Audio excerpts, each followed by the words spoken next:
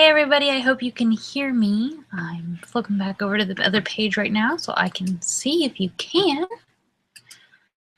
All right, if you are new to doing these workshops, you'll see a chat box down in the right corner, assuming you're viewing this on my site. If you're actually viewing this on Google+, you're not going to see this. If you are viewing this on my website, on DaniSchnockenbergStudios.com, you will be able to see a chat box. It'll be on the right-hand side of your screen. If you haven't clicked it, it's going to be at the bottom right hand. If you click that, it'll pop up. It'll ask you to log in, and that way you can communicate with me and the other attendees throughout the presentation, and you'll be able to ask questions there. Because at the end, we will have a little Q&A, so I can make sure that you don't have any other questions that aren't being answered or anything like that. Okay. All right, so I'm going to go ahead and flip over to my screen. So give me just a second. You're going to get a little bit of tunnel vision as I start this, most likely.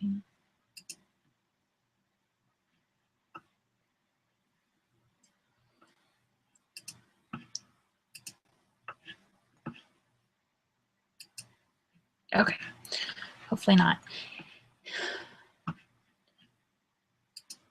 Pull my screens back so I can see who's talking. All right, now please let me know if you can hear me in the chat box. Gives me just a little bit of an idea, and we'll probably give it just a couple minutes. If you are just hopping on with us, this is the Getting Started for Bloggers and Online Entrepreneurs workshop. We're going to be just going over some very basic stuff here tonight. We're going to talk about the difference between blogging platforms. We're going to briefly cover Blogger, that's owned by Google Blogspot, free WordPress, self-hosted or paid WordPress, and we're going to talk we'll briefly glance over Weebly as well, because it's gaining popularity surprisingly. Okay, so let's go ahead and get started. We're going to have about a 30-minute presentation. We'll do some question and answer, and I also want to talk to you guys, especially as we get through a good portion of this and as you start deciding which platform you want to use. I have an upcoming course on self-hosted WordPress that you all might find helpful. So we'll talk a little bit about that at the end, but not very much. But I know I've had a lot of questions about it lately. All right, so let's get started. Sorry, I have the workbook that's underneath this presentation. You can print it out, and I'm gonna pull it up here on the screen, and we're just gonna talk. So we're gonna talk about domains first. And I know for some of you this probably seems a little bit backwards because I'm not doing platforms first, but there's a reason for this. And what it comes down to is you're probably going to use a domain. You should be using a custom domain regardless of whether or not you're using a free or paid platform. It's not necessary with one of the free platforms, but it still looks more professional, and it's something that I really think everybody should do regardless of the platform they use. So first thing we're going to talk about tonight is the correct way to purchase a domain name. Now, the thing I want you to realize first is when you are brainstorming and looking for a domain name, you do not do it on a domain purchasing website. You don't go to their website and start typing in to find availability in the brainstorming stages. Because what can happen is what we call domain front running. And I really don't want you all to get caught in this because, well, been there, done that. Research a name, let it sit for a day, and then lo and behold, they wanted $500 for it the next day. And I don't want that to happen, because that's what happens. They watch the domain names, they watch what's being searched for, and people will snap them up, or there's a certain registrar that's known for doing this as well, where they will buy and register any domain search through them to themselves, so that you have to buy it through them. You can't buy it through another registrar. And sometimes they do jack up the prices. No, I do not want you to get caught in that. So when you're in the brainstorming phase for a domain, what I want you to do is do this old-fashioned, do this pen and paper, which is why I've created this little workbook for you. Write down all the domain ideas that you think you might want. And remember, we're not Googling these to see if they're available. We're not concerned with availability right now. These are just ideas for your domain names. The very, very first idea should be your name. I know some of you starting blogs might want to remain a little bit anonymous to begin with, but that's not always the best case. your decision may change down the road, and you want to have your name. You don't want to risk somebody else getting that, especially if you're not branding yourselves. But it's just good business to have your name as a domain name, whether or not it's for your main site. So that should always be the first one on your list. And then go ahead and see what other ideas you have and brainstorm these. Remember, pen and paper, not on the site. Okay? So brainstorm, brainstorm, brainstorm, brainstorm. Take a couple minutes and write down your brainstorm ideas. Something else to remember as you're doing this and looking at names is that it's not always the best idea to share your domain name ideas in a public forum. Only bounce your question and your decision making and your ideas off somebody that you trust. It's been known for people to lurk on popular forums and in large Facebook groups, and like we talked about with the other companies doing, they snap the names up and then want to resell them or refuse to resell them. So you can't get them at all, not even for a higher price. So you just kind of want to keep this part to yourself. And something else to remember, they have released the new domain name endings, .sucks and .porn. Believe it or not, take a leaf out of Taylor Swift's book, and if it's something, especially your name, that you wouldn't want anybody picking up one of those endings for, you might go ahead and snap that one up yourself and just, park it so that nobody else can get that and defame you. I would imagine most of the celebrities' PR people have already taken that over, but just kind of a thought, especially if you're branding yourself and your name, that you might want to snap up some of those. All right, now hopefully you've jotted down quite a few ideas at this point. So the next thing that you're going to want to do is to decide where you want to purchase them. So we're going to research and decide on a registrar. You can do it wherever you do your hosting. You can do it as a package. A lot of places will offer you a free domain registration for if you pay for a whole year of hosting up at once instead of paying monthly. So you can always purchase it with your hosting if you already know where you want to do your hosting, or you can register it through GoDaddy. They often have really good coupons for like 99 cents for your first domain registration, which is a great deal, especially if you're snapping up quite a few of them. Once you get to this, it doesn't hurt to snap up, especially if you're having a hard time deciding, to get a couple of them. You only have to pay them for the first year. If you decide you don't want them anymore, you can always let them expire after that first year. You're only out about 10, 12 bucks each, but better than changing your mind in 2 months and that one being gone.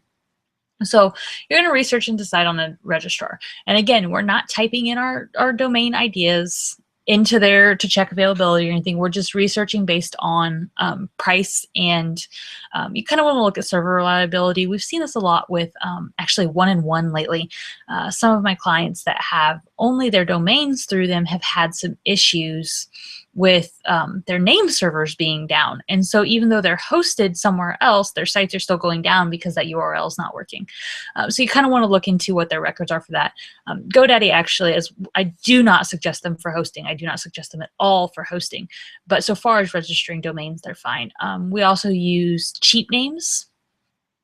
And the same place that I recommend for hosting, which is a Small Orange. I have a link for you guys for that that I'll send out here in a little bit when we get to that part. You can also register domains through them. I do believe they're backed by Enom. So they're definitely a solid place to do registration. And you're really just looking at first year pricing and how much it's going to cost you every year from then out to renew. Because like with GoDaddy, you may get that 99-cent first year, but you're going to be paying about $14 a year after that. So once you have decided where you're going to register, don't do this until you know exactly where you want to register. Then you're going to start checking availability and purchase your domains. If it's not available at one place, don't worry. It's not going to be available at any place else either. So you're just going to check, and this is going to be your very narrowed list. You're going to start your first priority and you're going to check. Do not check and then go away from that screen and then come back. Once you've checked it, you need to buy it if you're going to buy it. Okay, because otherwise you're putting yourself back at risk for that front running. So check the availability. If it's available, put it in your cart, buy it right then. Okay, so you're going to do that and you're going to purchase your domains. And once you have purchased your domains, whether you've purchased it for a year, 2 years, 3 years, however long you've purchased it, the next thing you're going to do, we want to make sure that you're not going to lose these at renewal time. So what you're going to do is you're going to set a reminder for 60 days prior to the renewal date to update your contact and payment information. Because while you might have checked renewal, auto renew during your checkout process, that doesn't do any good if you change PayPal accounts or your credit card expires or you don't check that email anymore. You don't want any of that to happen to you. I had this happen with a client, and it's still eating us alive about, 6 months later. She had registered it using an email that she didn't check often. And the credit card expired. So she got the reminder email, went to that email that it was coming up for renewal. She missed the email saying that her card was expired and didn't work. And she missed the grace period email. So she ended up losing that domain. And we didn't discover it until actually she was going to go sell that site along with 2 other sites that go with it. And it was for sale. Like when she went to go buy it, and somebody had snapped it up and was trying to sell it back for, I want to say it was over $600. It was a ridiculous amount that she wasn't willing to pay because she was trying to sell the sites. And we ended up having to pick up a new domain name for it. Well, now that we're actually having buyers come look at these sites that we're trying to sell, we're trying to make that site back live, and transferring that without having access through the original domain is a bit of a pain. So you definitely don't want to have anything happen to where you lose your domain over something so simple as you don't check that email anymore. So set yourself a reminder. Put it in your planner, put a reminder in your phone calendar, your iCal, your Google Calendar, whatever it is, your paper calendar, 60 days prior to the renewal date to make sure you update your contact and payment information so that you make sure that you get those reminders, okay? Whether it's on auto renew or not. Now, the reason that I'm saying 60 days is because if you decide you want to transfer that domain to a different registrar, whether you're unhappy with that registrar's service, you're moving your hosting and you want to move your domain along with it, for any reason, if you want to move that, you can't do it within 60 days of a renewal date. So if you are coming up for renewal in mid-May, you have to have that transfer done by mid-March. So you have to have that 2-month grace period. You also can't change registration 60 days after purchase. So if you purchase a domain and then you decide you want to register it somewhere else, you have to wait 60 days before you can make that move. So just something to keep in mind, and that's why I set the 60 days for your reminder. But make sure you put that in your calendar. Set yourself up alerts, set yourself up reminders, whatever you have to do to make sure that you go back in and you update that contact and payment information with your renewal. Something else that I put in your little workbook for you is a place to record this information, where you registered your domain, your login information for that account, because you really don't want to lose that, the email that you use to register that account, and when your renewal is, whether or not you set up for auto renewal, so that you know what you need to update and where you need to update it and what you need to log in to update it when the time comes, because it's not something you'll need to access often, and so it's not something you're just going to remember or probably have easy access to. So make sure that you're putting this information somewhere, whether in this workbook or someplace else. Okay, so that was a lot about domains, and I know I gave you a lot of information. I'm gonna give you just a second to make any notes that you need to make, and any of that. And I will have links to places that I recommended for registering, and all that is at the end of this workbook. So if you have it printed out in front of you, you can flip back to the back page and you can see that. And if not, you'll be able to print this out. Like I said, it's underneath the presentation if you're viewing the presentation on my site. Okay, so everybody take a minute, take a breather, and you can write your notes.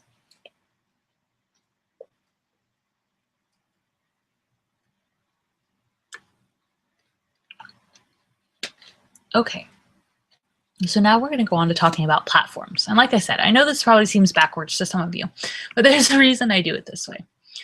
So when we talk about platforms, we are talking about whether or not you're using Google's Blogger or Blogspot. It's the same thing, 2 names. Whether or not you're using either of the WordPresses. There's free WordPress, also known as WordPress.com.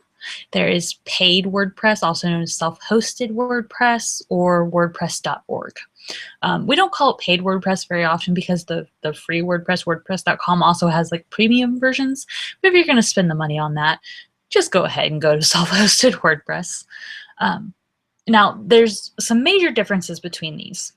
And I'm not going to dig real deep into these right now. We're going to take this from a more practical level. So I want you to really think about what the main goal of your site is. Why is it that you're starting a blog or starting a website? And really think about that and jot that down here in your workbook. Give you just a second. Tell me, is it to keep up with friends and family? Is it to share what share a travel journey or share your kids growing up? Are you doing it to document? Are you doing it as a way to build an audience for whatever you do, speaking or an author or a creative of some sort? Or are you wanting to blog to generate income? What is the main goal of your site? Why do you want to start a blog or a website? That's going to be the first thing that I really want you to consider, and just kind of take a minute to form those thoughts and write those out. Okay, because that's going to be the big thing that helps decide what platform you should be using.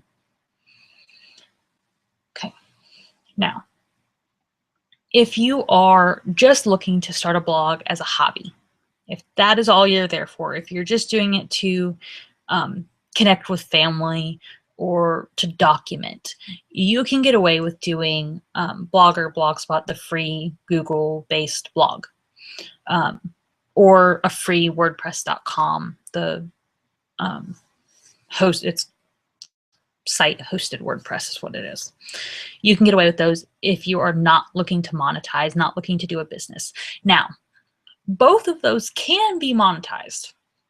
Obviously, Google AdSense would work with the Google blogging platform. The issue here as a business, though, becomes that ultimately Google owns your site. They can shut it down when they want. They can remove your content, and there's really not a whole lot you can do to get it back. There is no number you can call to talk to somebody, and that also goes for if you're having issues with your site. It's kind of lacking on the customer service part. They have the forums, and I hear tell that there's a magical email address that if you can get it, sometimes you can get a person.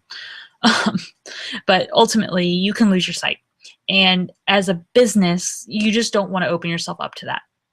You don't want to, if you're building and monetizing and you've built this all up and you've built this following and you've built this site and all of this content, you don't want it in somebody else's hands. You're not going to build your dream house on borrowed land. So if you're looking to have a business, you don't want to use the Google Blogger. If you're just looking at it as a hobby or to keep up with friends or to document, then it's a perfect platform. Compared to, you run into a lot of these same things with the WordPress.com, the free WordPress as well, where your site is ultimately owned and controlled by somebody else. That's just not, like I said, not a good business decision. Now, between the two free platforms, between Google Blogger and between the free WordPress, Google Blogger is going to be more monetization options, easier to design, more customizing, that kind of thing. WordPress.com, though, ultimately is easier to, like, if you're really bootstrapping it and you're trying to start your business or your site out with like as little outgoing costs as possible, and you're going to move to self-hosted WordPress, then you could start with WordPress.com. Monetization options over there are very, very, very, very limited. You cannot do sponsored posts. You cannot use any ad agency other than the WordPress ad agency, which does not pay the greatest. They are picky about affiliate advertising. Like, they allow it, but they have very, very stringent rules on like how much of your content can be affiliates, and basically how clean you're promoting your affiliates. You can't be like really sleazy, here's a whole post of links to my Amazon affiliate account. They get really angry and they shut your site down if you do that. So if you're looking to monetize, you really kind of want to lay out the money and go with a self-hosted WordPress to begin with. A self-hosted WordPress, it's the professional way. And notice that I really only talked about blogging before this. If you're creating a brand website, a website to promote you as a speaker, an author, a creative, if you want to have a shop attached to it, you need to go self-hosted WordPress. Like, it's not really an option to go with one of the other ones. The other ones are for bloggers. The other option here would be Weebly. If you were looking to start a blog, please don't go to Weebly. If you're looking for like a static site, You can get away with Weebly, like for an event or something like that. It's a little more feasible, but if you're looking to have any sort of blog aspect, please just skip it. Skip it altogether. It's just not a good platform. I recently moved somebody over that had 3+ years worth of content on Weebly, and she owes me about 3 dozen cupcakes on top of the fee she already paid me to do it because it was that much of a nightmare. Um, it was really that bad. Please don't do that if you want to blog. Do not go to Weebly. Okay, so back to self-hosted WordPress. Now, while it has amazing things where it is pretty much as customizable as you could ever hope for it to be. Like there are so many design aspects, so many functionality aspects because there's all these plugins and you can't get plugins on free WordPress. You can use JavaScript applets, which you, again, cannot use on Blogger or free WordPress. There's just so many things that come with having self-hosted because you're not tied down to other people's security measures or bandwidth usages. Well, you are to your hosting's bandwidth usages, but you can always buy more. And you're just not really as tied down. There's so much more freedom that comes with having a WordPress.org.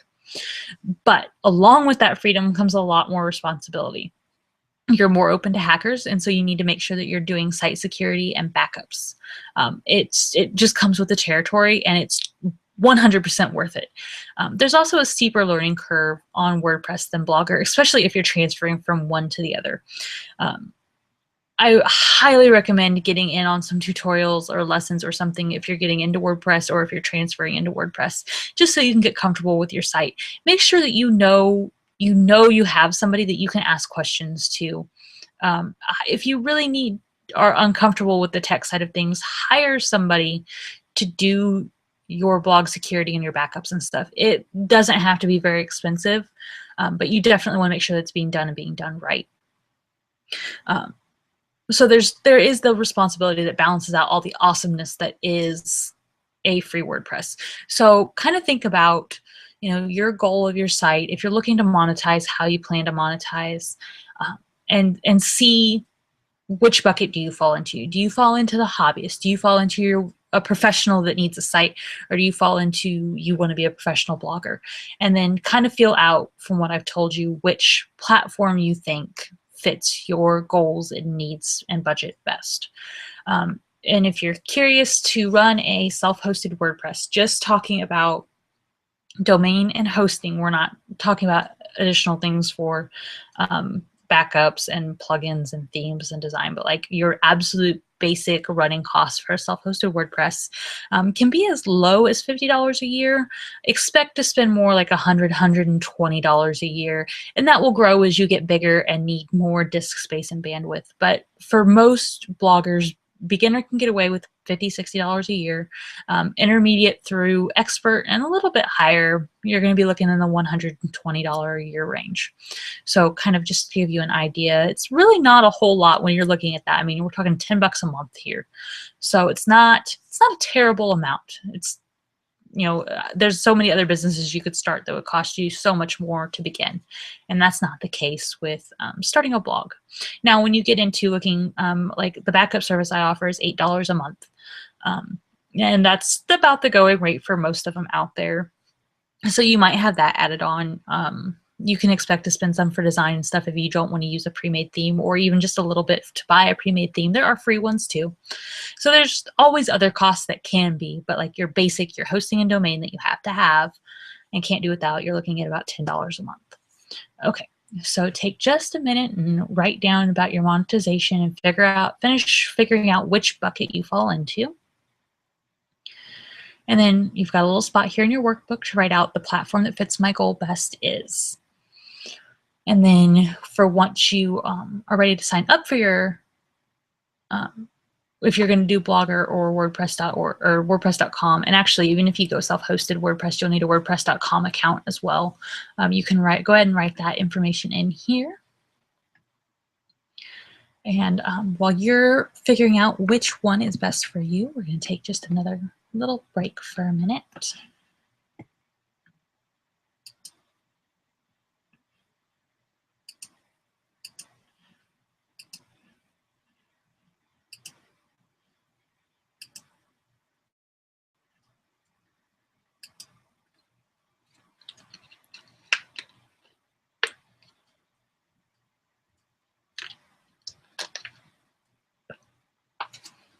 All right, and we are going to go ahead and move on to hosting. And now I know that I had a lot of feedback from people that you're viewing this tonight because you have a blog and probably even a self-hosted, or maybe you're looking to switch from a blogger to the other one. But hosting really weirds you out because you hear all these people talking about their sites being down and their host being useless and all of these things. And it's frightening, and you're like, oh no, who do I go with? And it ranges. Like, you will see some that are like $3 a month, and then you'll see some that are a couple $100s a month. And it's kind of a Greek language of what is bandwidth and what is disk space, and what is all of this stuff, and why do I need it? And why do some providers talk about it and mention it in their sales pages, and other ones just have like one plan? And how do I know what to pick? And it can be really overwhelming, especially if you are already on hosting and it's crappy hosting, and you're trying to figure out why it's crappy hosting so you can move to something better and not have this experience again. So I'm expecting a lot of questions from you all as we get towards the end tonight about that, and about just how to not have to deal with that, how to pick good hosting. Okay, so let's just kind of jump into what you need to know about how to pick your hosting. So the first thing is you need to look at what the components you're going to need on your site. And remember, folks, this is for if we're assuming you're going with self-hosted WordPress, because that's when you need hosting. You're self-hosted. The other ones are site-hosted. This is self-hosted. Okay, so assumably you're going to be doing WordPress. You also need to know if you're going to need an e-commerce site, if you're looking to do a membership site or forums, if you want to offer e-courses, if there's extra databases you're going to need, like if you're going to offer like a things to do in this area and you want businesses to be able to come and add, or like extra calendars and stuff, because that can take up a little bit of extra disk space if you have additional things that need their own databases. So you really want to know what your site is going to encompass. So if you know what your goal of your site is, you can kind of feel these things out. And if you don't know what these things are, you probably don't need them, with the exception of WordPress.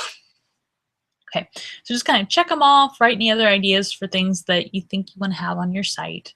And that'll kind of give you an idea. The more things you're checking off, the bigger the hosting package you're going to need. But for the most part, you're only going to need to start small. Now, if you already have a site and you are looking to switch, you're going to need this next set. If you're totally new to it, don't even worry about this. But if you currently have a site, I need you to know what your average daily page views are. And I would look back through November, December, because typically you have a traffic spike around the holidays. So I would make sure your averages are including November and December when you figure them. Know what your daily average page views are and your average monthly bandwidth usage is. If you are not familiar with that metric, contact your current hosting and ask them. They should be able to figure out your monthly bandwidth. It's in your cPanel under stats. There's a bandwidth thing, and you should be able to see it. And that just gives you an idea. Basically, the higher traffic you have, or the more picture heavy you are, the higher your bandwidth usage is going to be. Also notice if you've had any like spikes, any months that are like really high compared to your average, and know your average monthly bandwidth usage. Okay, so once you kind of have your metrics here that we're going to use to judge, we are going to research and decide on hosting. Now, this is kind of where it gets complicated. I do not suggest using anything that has host in the name, or GoDaddy, or one-in-one. Now remember, earlier I said GoDaddy is fine for domains. It is not good for hosting. Be very, very, very wary of anybody that's offering you like a free year of hosting in exchange to transfer you from Blogger to WordPress, because that's not good hosting.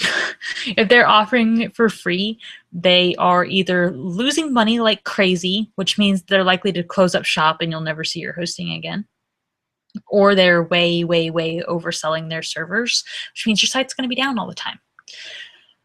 The reason I tell you not to go with anybody with host in the name is because that pretty much covers all the big ones. And I'm not going to name names here, guys, as much as I can try not to because there's just so many. And if I forget one and you pick that one, I just don't want to get into that.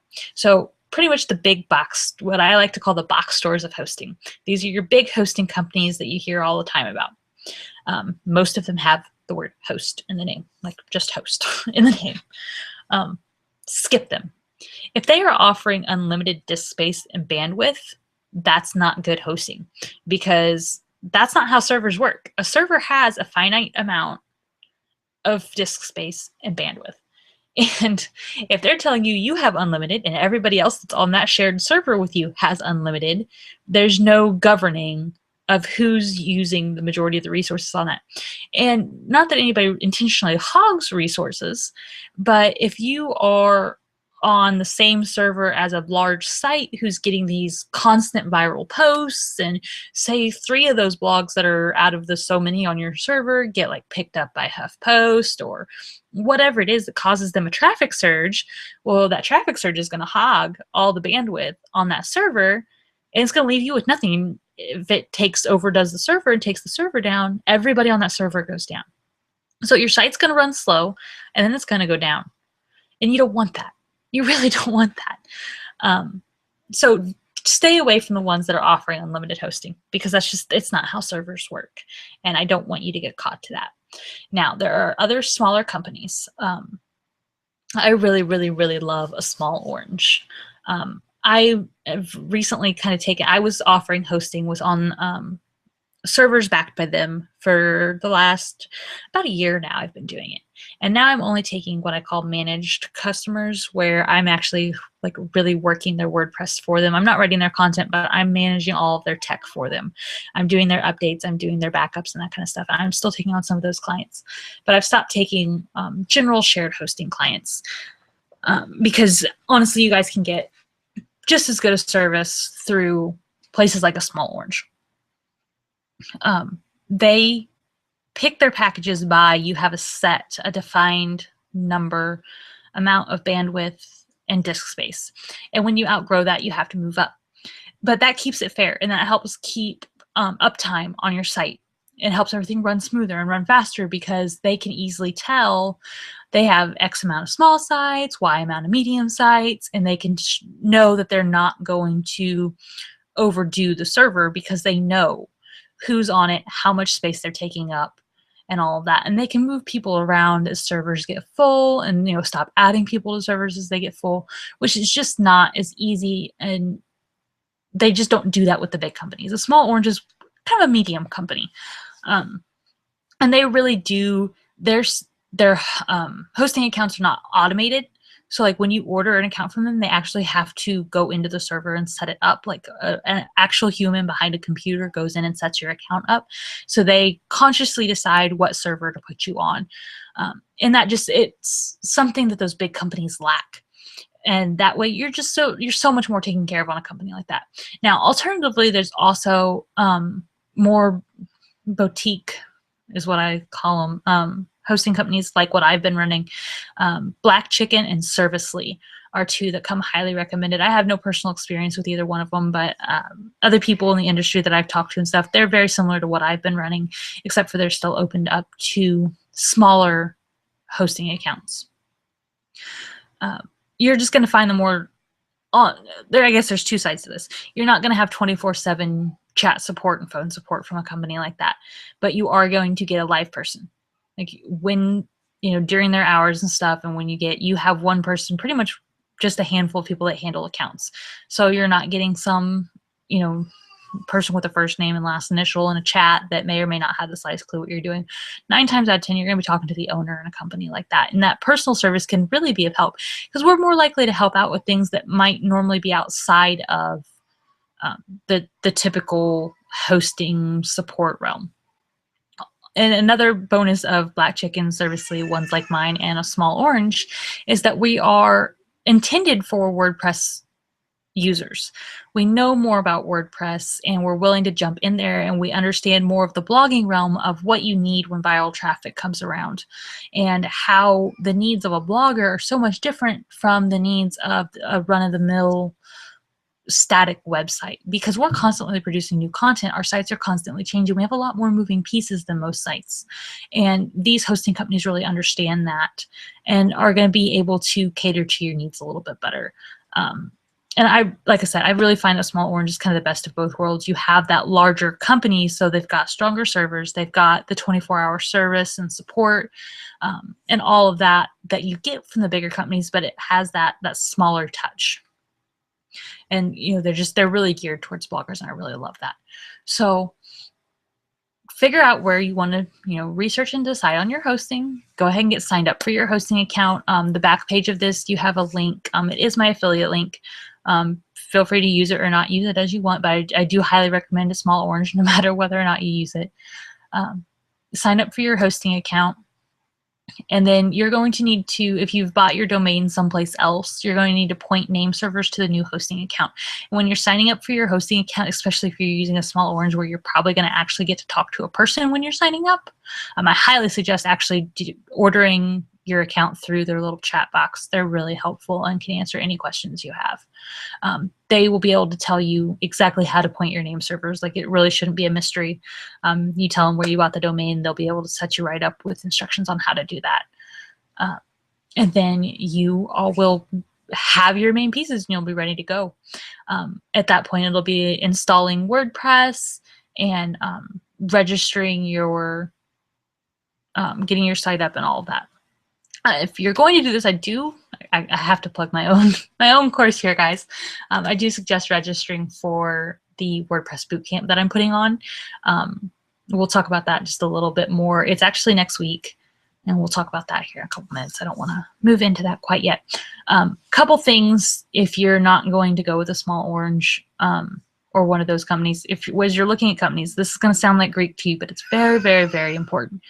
Do not use a Windows server. Okay, Windows is all well and good for a computer. You do not want a Windows server for your hosting.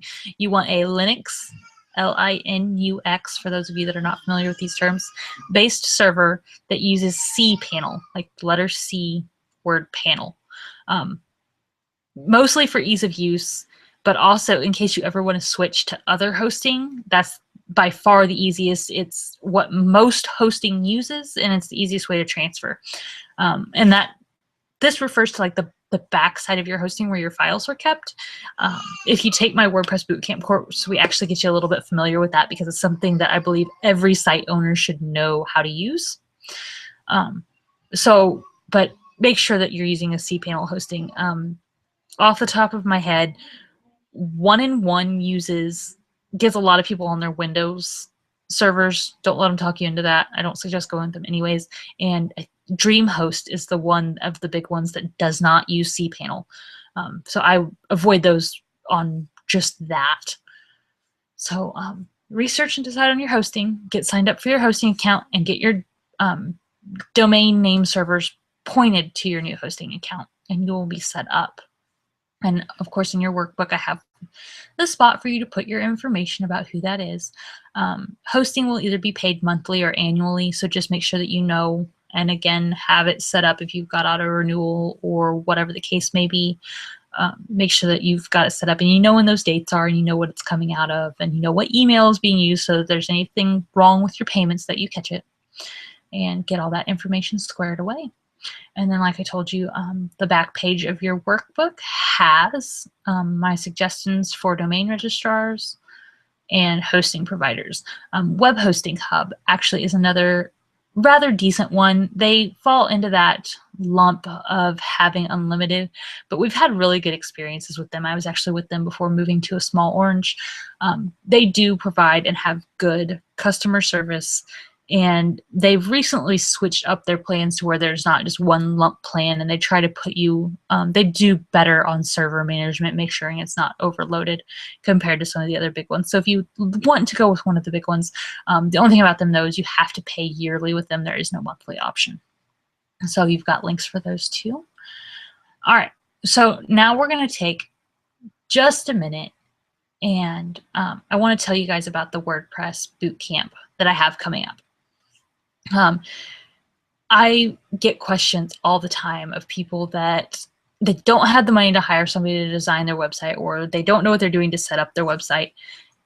But they, they want to do it, and they're trying to DIY it, and there's all these tutorials out there, but they just don't get it. And they really want somebody they can ask questions to. And bless their hearts, they usually pick me to ask the questions to. And while I absolutely love helping people get started, I have the soft spot for beginning bloggers or people transferring into WordPress, WordPress beginners. I don't have all the time in the world to sit and answer questions. And if you guys saw my email and saw my Facebook Messenger, you would totally understand where I'm coming from right now.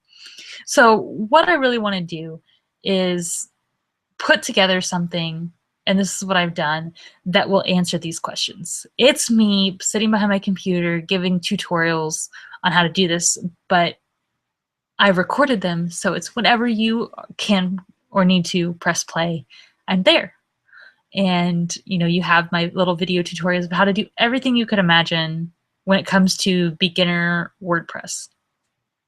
Because I'm not always there to actually answer your questions.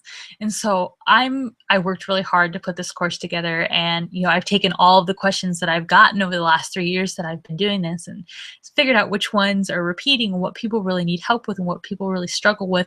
And guys, I'm talking like people that have been on WordPress for like 2 years and still don't know how to change simple things that I'm always floored that they don't understand.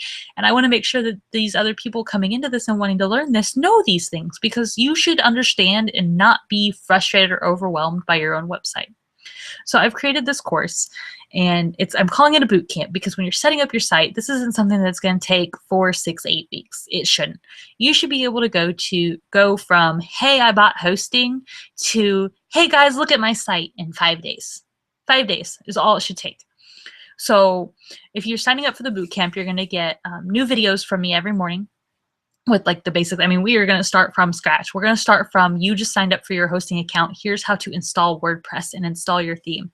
And we are going to go over all of that, like step by step in videos. We're going to release a couple every morning so that you don't get overwhelmed. And you're going to have that. You're going to have a direct link to my email to ask me questions as you go through these. We're going to do 2 live question and answer sessions, one on Tuesday night and one on Thursday night. And if there's some of you that would prefer a daytime one, once we get everybody registered for this course, we can totally do that. So that you guys can have, be able to see my screen, be able to see your screen, be able to really work through, and, if you're stuck on something, you'll have me live to help you go through this. And I'm able to offer this because I'm taking only a certain number of people for this boot camp. I don't have time to answer every email. I don't have time to answer every message, no matter how much I want to. I don't have the time devoted to being able to walk you guys through this very technical stuff step by step. So by offering this course, it's a lot less than hiring somebody to do this for you. You have the skills to take it and do it again if you decide to start another site. And you're really getting a lot of value as part of this course, because you're always going to have this. You're going to have access to these videos, and you're going to be able to get, if you get stuck or forget how to do something, you're going to be able to come back and see this again, which you don't get when you just have me showing it to you. So there's just so much value in doing this WordPress course. We will talk everything. We will talk basic themes and design. We will talk the plugins that I think every site should be running. We'll talk about how to make sure that your site's nice and secure. And then just how to set it up, how to go from that blank canvas of just having your hosting to having a site that you are happy to show off within 5 days. So if you are interested in signing up for the boot camp, it's WordPress Bootcamp. You will see a link down here underneath the presentation. If you sign up by tomorrow is Friday, April 17th. If you sign up by 9 a.m. tomorrow, actually, let's make that noon tomorrow. We'll do it. Noon Eastern tomorrow. Sign up by noon Eastern tomorrow, and it's only $120. After noon Eastern tomorrow, it's going to go back up to $150. So sign up. Slots are really, really limited on this, guys, because I want to be able to give attention to the people that are signed up and be able to answer every question for these people that are signed up. I don't know when we're going to be doing this again. So this is, like I said, this is limited, and this is going to be quick. So make sure that you go ahead and get your seat if you are interested in signing up for it. And then I guess that's my plug for that. So we will go ahead. If there's any questions, if anybody's got questions, go ahead and ask them. You can pop them over in the chat box. If you guys don't see the chat box, but you have Facebook up, you can message me. I'll make sure I look at it. If you have questions, go ahead and ask away. We've got a little bit of time here.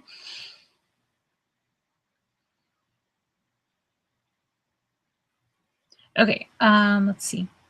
Aaron wants to know who I recommended for hosting and are they the cheapest.